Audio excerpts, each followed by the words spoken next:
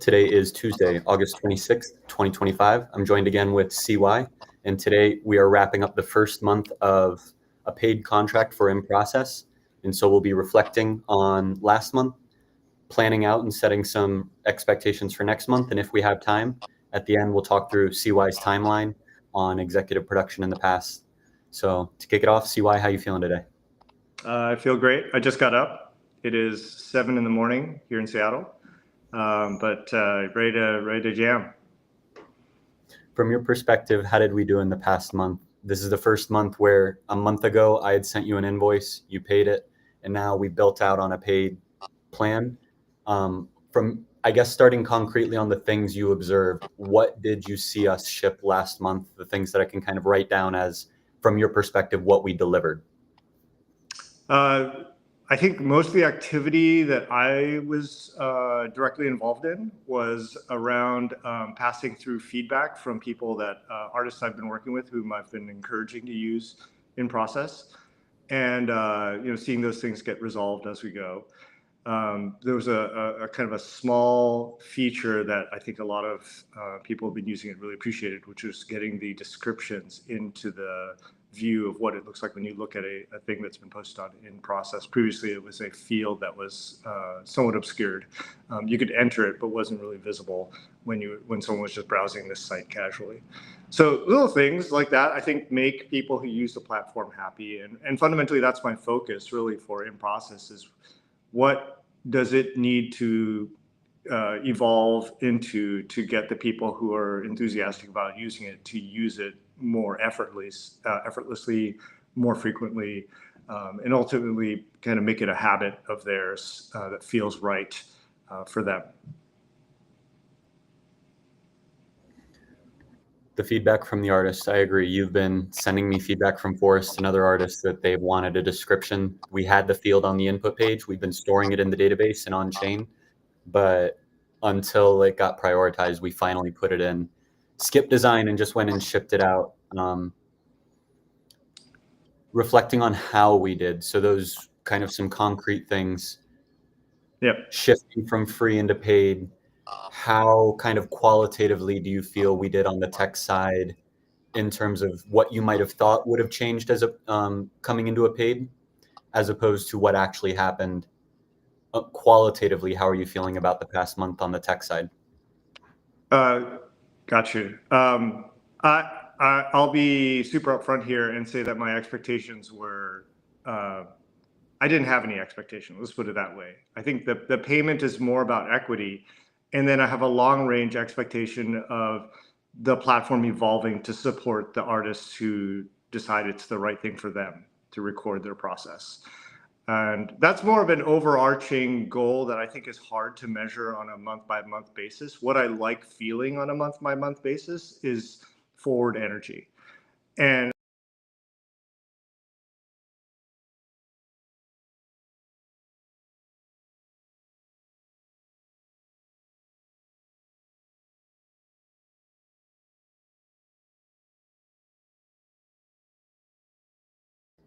Did I lose you? Did I lose myself? okay. I think you're back. I'm hearing you now. Of connection there. Let's see.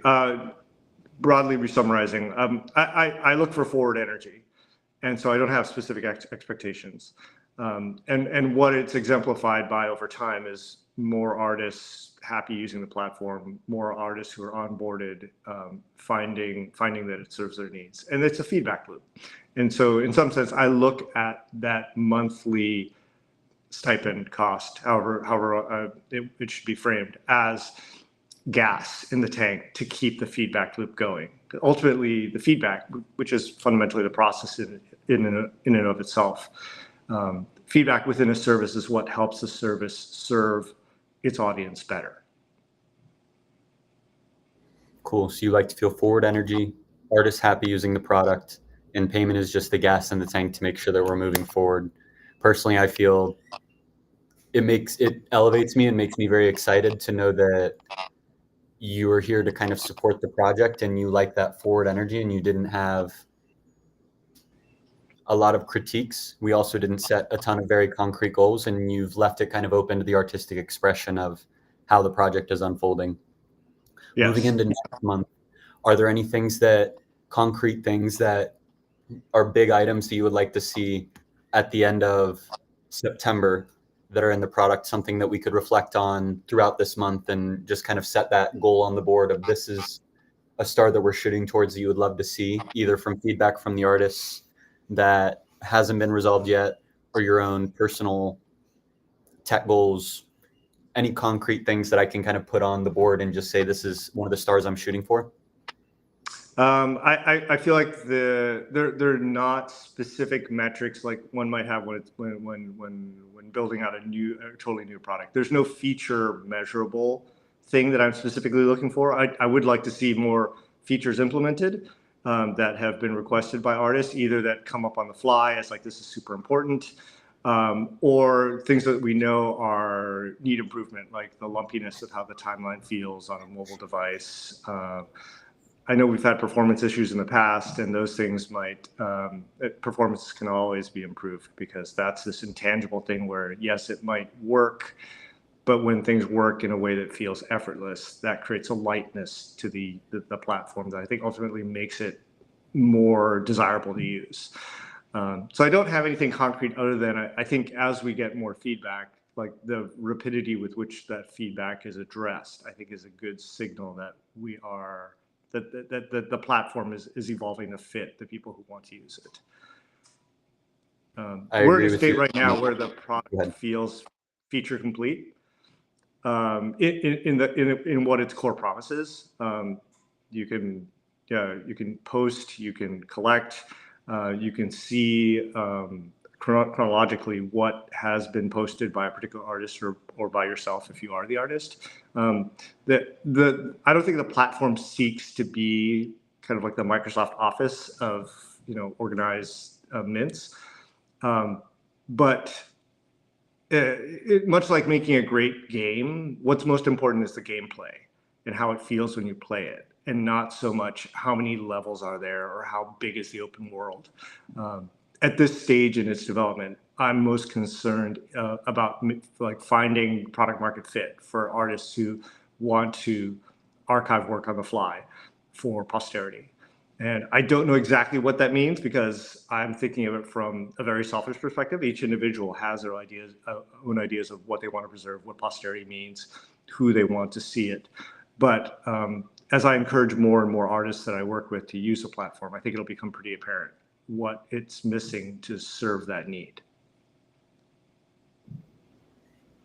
I agree. The mobile has been lacking very much. Anytime I try to open up the homepage on mobile, it like freezes. I'm unable to use the app at all. So far, it feels like we've really prioritized desktop in both design and in the implementation.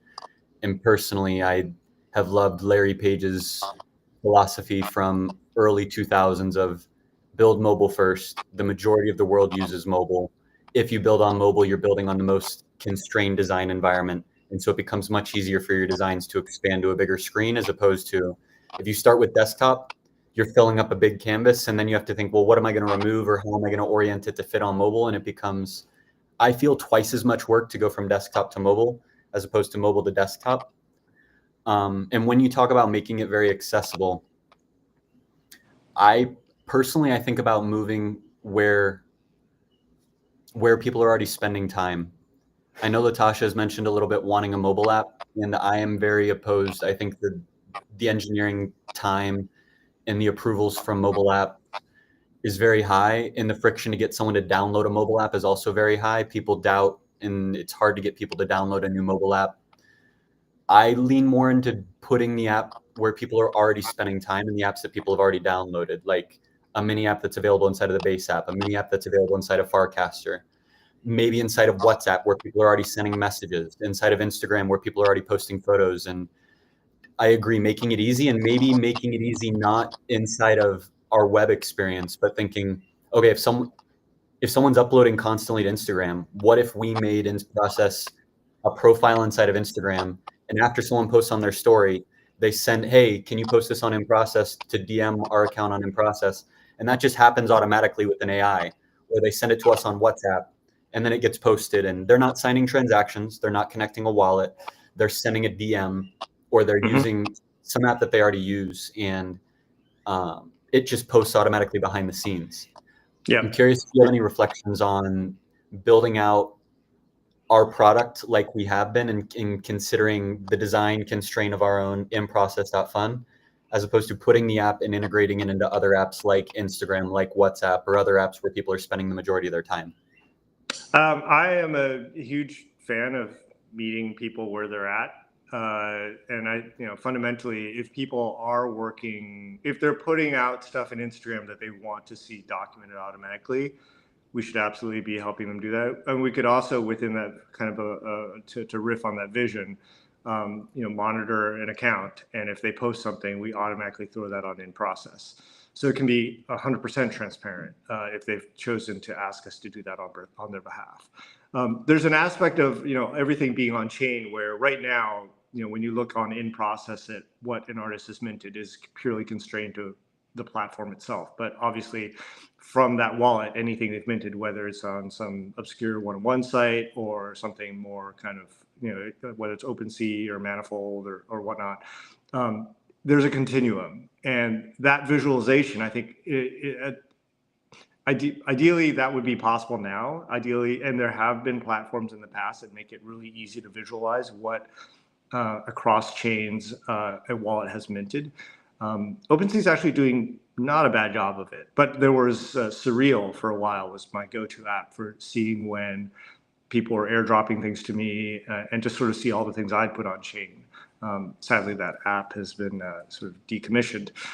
But at some point, to me, it's an inevitability. It's a need, and someone will rise up to build something for that. And I wouldn't be surprised if it ends up being a Google-type entity that's serving the blockchain the same way Google serves the internet as an indexer, and that does a really great job of helping people find things they're looking for in that namespace. So I don't think we're responsible for building that. I'm happy to defer that until someone builds something that we can rely on, or we can just point people to look at someone else's visualization of it. But if push come to shove, we come into a place where that is the most useful thing we can offer people. At that point, I would either say, okay, that's part of in-process's charter, or partner with someone to do something. I don't feel like in-process needs to be all-encompassing, but in-process, when an artist onboards, should be able to show solutions for an artist to be able to see and visualize, in totality, everything they've minted. I agree. I'm interested to see what our human experience is to offer that option for people to index and to show it on their timeline. Is it people come in and then they connect their Manifold and they connect their Sound and they connect their Zora and they connect their Instagram, and when they do, we auto add that content, index it, and show it into their feed, and for Instagram, post it on chain on their behalf? Or is there a different human experience that Laura or you or Latasha might imagine? OpenSea is doing it by default. You post on in process and it just shows up on OpenSea. They don't do the Instagram connections or the other off-chain. They don't post things on your behalf automatically, and that's something that we're talking about right now. But the original vision that you had presented was more just filling in the timeline with things that people are posting on other platforms like Manifold, Sound, Zora, etc. Have you thought at all about that experience or what the vision is, or is that something you're like Latasha and Laura? I think there's for an interested fan, they should absolutely be able to come to in process, and an artist will have already specified what are the wallets they post from, and the artist will have maybe done some amount of minimal curation to well, let me back up a bit. So in process would aggregate everything from those wallets that are known to be associated with what the artist puts out. And the artist has some agency in deciding, there's some cringy things I've minted that don't show up by default when someone looks at my stuff in process. But those things exist on chain anyway. And I feel like that's akin to, any creative person who's left artifacts of their work around, whether it's in, their mom's their mom's storage box of things they made as a child, or stuff they just stuffed in a drawer because they were they had to stick it somewhere when someone was coming over and they needed to clean up. All those things still exist on chain in some way, but there are essentially the things you leave out on the coffee table for a guest to see. That, you know, an artist might say, that's what I want people to see of my process. Other people may be more transparent about it and say, like, anything you find on chain, I don't mind you seeing. It all comes down to, you know, I think in process should make it relatively effortless for an audience to come in and see an artist's body of work contextualized by their process, and for an artist to be able to both highlight and hide the things that, you know, when people come in to look at things on in process, feel like the audience has a good sense of what they're proud of, but also how they do what they do. In Process is one of the projects that you executive produce on. There's many projects that you have been an executive producer on. To start this transition, I'm curious of what the foundations were. What was the first, do you remember the first project or the first time you ever thought of starting this executive producer role, and when was it? Yes, so I think it was around 2012.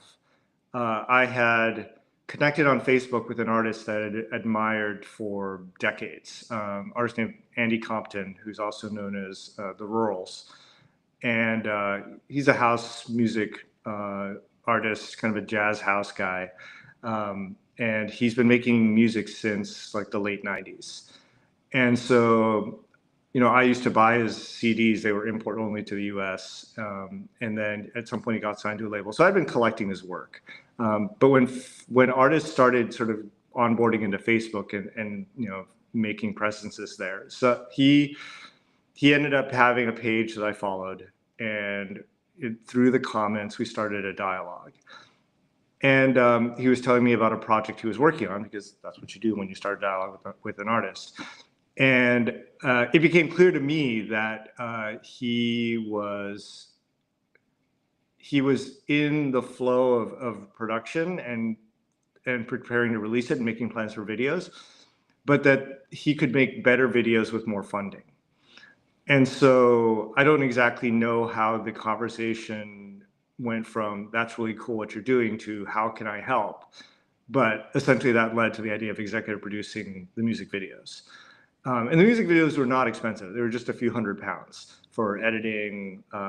It was very much homegrown. They were shot in Bristol, where he lived.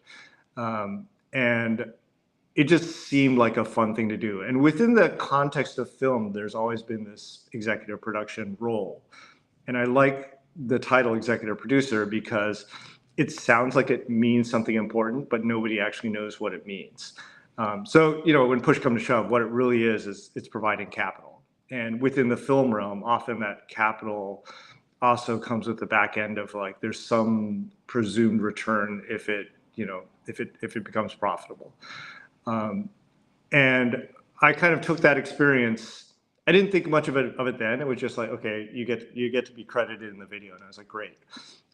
We followed that up with the EP that he released. I also executive produced that. I helped fund it. But then for another, I would say 10 years, I didn't do anything about executive producing. That was just an experience I had with an artist that I thought was really dope. Then when music NFTs started emerging, and we were in that early era of $1,000 one-of-one NFTs, I found myself really drawn to NFTs that Mark de Clive Lowe was putting out. And I'd also been familiar with his work since the late 90s. And Latasha's work, which I'd been familiar with probably from the year prior, like 2019 or 2020, because she'd showed up in my Spotify feed. And so both of them were offering stuff on either Catalog or Zora for what was essentially $1,000+. And on one hand, I thought that's pretty gutsy. But on the other hand, I really wanted to support those artists. And the way I made it work in my head is I justified it as, this is me giving them, you know, 1,000, 2,000, however many dollars it was worth in ETH at the time, made sense because I was pretty confident they were not recouped. So the work, the value of their time and labor to make those pieces of art, they themselves were unrecouped. And I felt like at the very least, I can justify paying for this one of one this much money because I know it's at least paying for it to have been made. And so I didn't make the connection at the time. This was sort of like retroactive executive producing. But as I kept doing it, as I kept collecting things on catalog, that was my rationalization that I essentially internalized, where I thought, okay, this makes sense. This is why, if I like the work and I really appreciate the artist and the fact that they're still making stuff, it totally makes sense for me to spend this much money on collecting a thing, which right now doesn't make sense to anyone else but me. And that sort of got the ball rolling. I mean, I've worked with tons of artists since, and I've changed the way I frame it when I talk to other people about it. I don't say I collect one-of-one NFTs. That sounds ridiculous in 2025.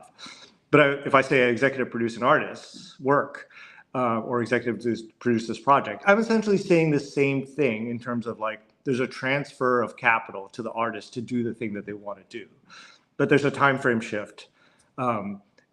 And the capital is still just as meaningful, if not more meaningful. Like what I'm doing now actually would be ridiculous in terms of like collecting a one-of-one worth like $10,000. But I do ask the artist to put things on chain to represent the fact that this relationship exists.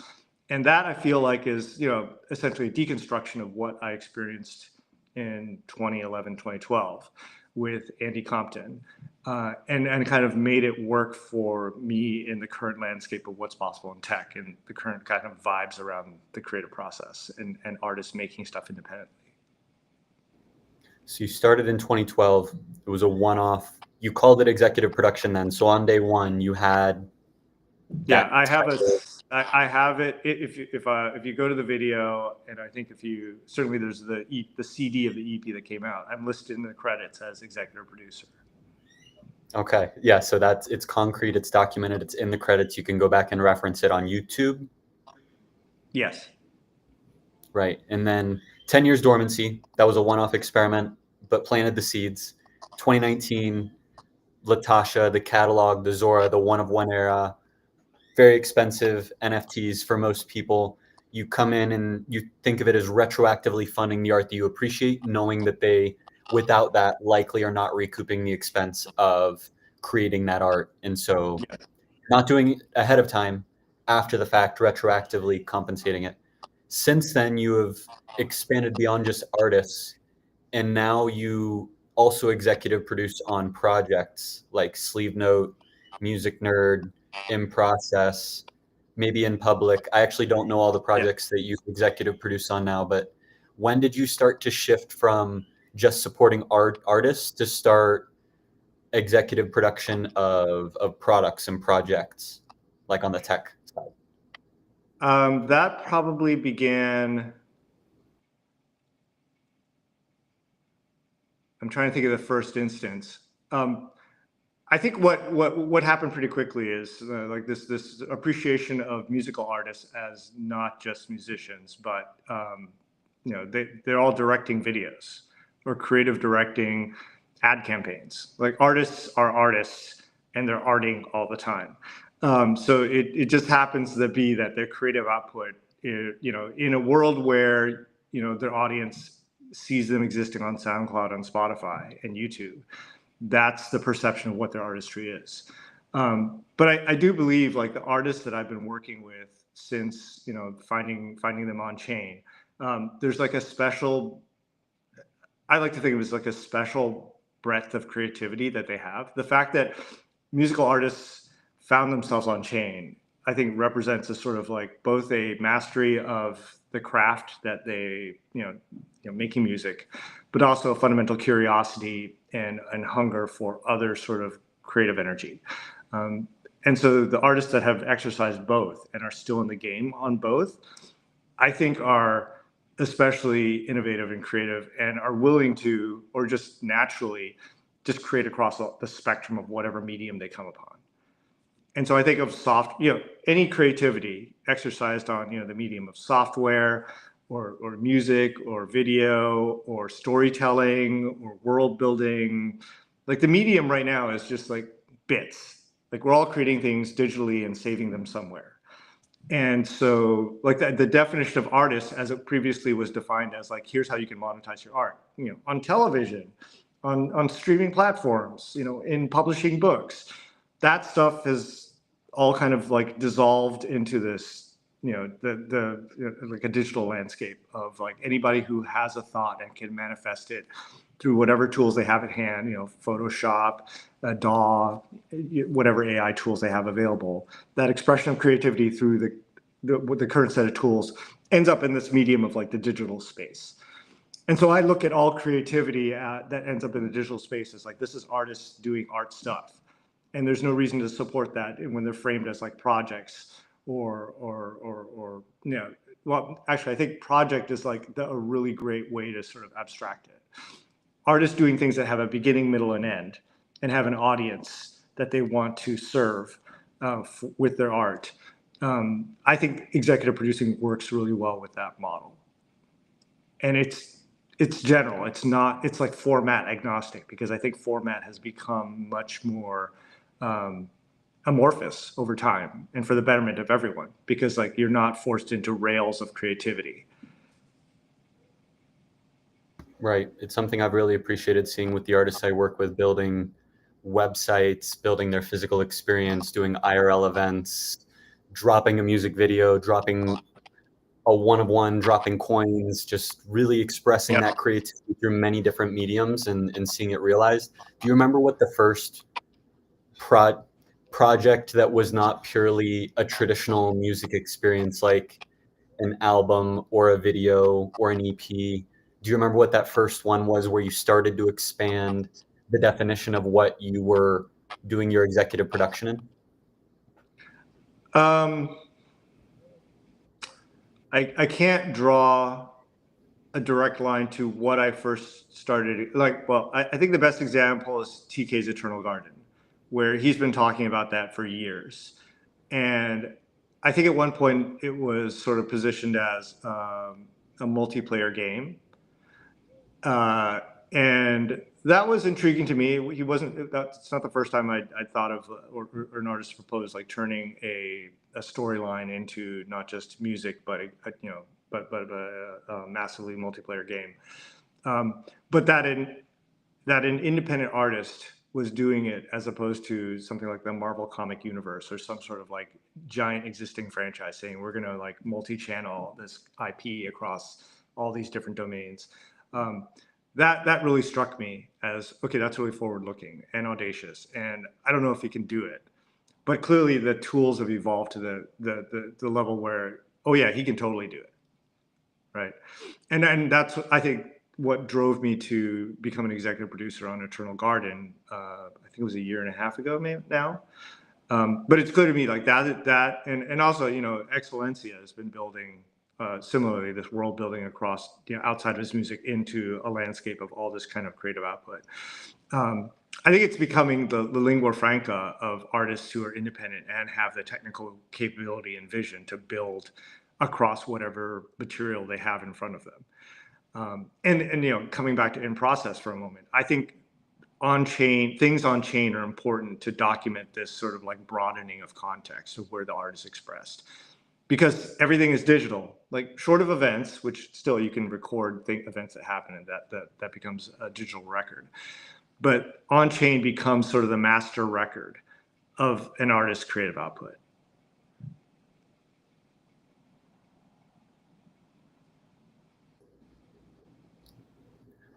In your current perspective, the last question I have for you today, what's your current mental model around executive production? Has it changed from when you started with Andy Compton 13 years ago in 2012 on Facebook to now, or has it remained mostly the same, and just your expression of how you are executive producing has changed? Has the mental model of executive production changed at all or evolved at all since 2012?